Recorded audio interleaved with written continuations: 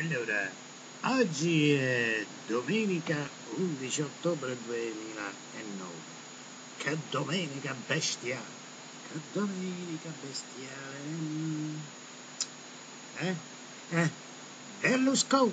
Che dice Berlusconi? Dice, giustizia! Riforma pronta!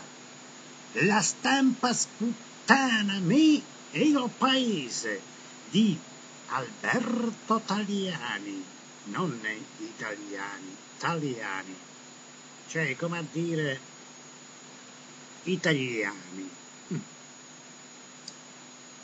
Però comunque dice la stampa sputtana me e il paese. Ma non è vero, ma non è vero! Il vero grande sputtanamento è tutto della Russo Cheremia. La stampa sputtana di più quando se ne sta ignominiosamente zitta. Una stampa che non stampa, che stampa, E pensare che gode di contributi pubblici per stampare, mi sa di truffa. Io toglierei i contributi pubblici ai giornali, che dici? Ma vediamo che dice Alberto Taliani. Dice, quelle apparse sui giornali italiani e su certa stampa straniera in queste settimane sono accuse che sputtanano non solo il Presidente del Consiglio, ma la democrazia e il nostro paese, oltre che i nostri prodotti, che invece devono avere un'immagine dell'Italia che deve essere bella, forte, pura e non inquinata da tutto ciò che si dice sui giornali in queste settimane. Lasciamo perdere. Silvio Berlusconi contrattacca ancora e lo fa in modo diretto e a tutto campo, ribadendo colpo su colpo all'opposizione. Ma chi è l'opposizione?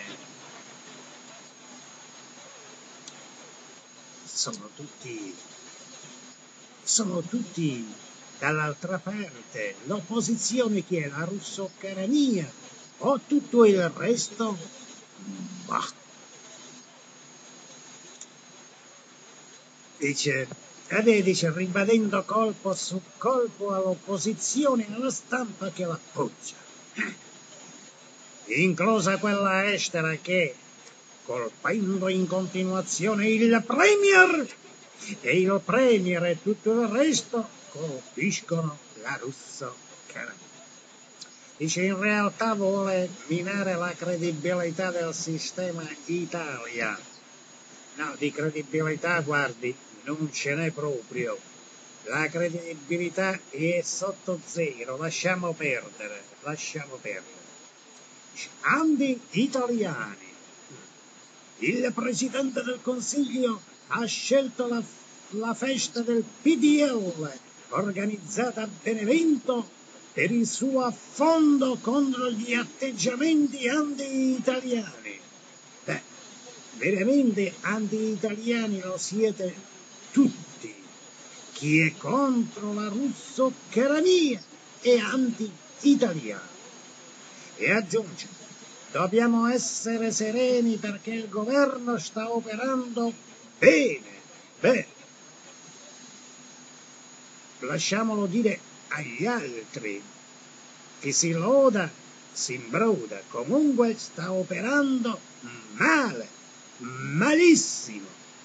Giustizia, riforma pronta con le separazioni. Ma prima di riformare, no, la riforma va bene, ma prima bisogna ripulire i tribunali, specialmente quello di Milano, dai subumani che lo popolano. Ma se sono sempre quelli, o separazioni o no, ma se sono sempre quelle che sono delinquenti. Dice, non credo che si possa considerare normale che all'istituzione del Presidente del Consiglio tutti rivolgano improperi, insulti e infamie. Lasciamo perdere tutti i vostri insulti e infamie, tutti quelli che fra di loro, che tutti gli improperi, gli insulti e le infamie che si lanciano fra di loro non sono neanche l'1% di quelle che tutti assieme, a volte anche in silenzio, lanciano verso la Russo Cherubini. Dice, ad un presidente eletto direttamente da tutti gli italiani. Su questo ci sarebbe da discutere. Le elezioni non sono state regolari, le ultime, le penultime, le terzultime non sono state regolari, sono state un po' delle elezioni truffa.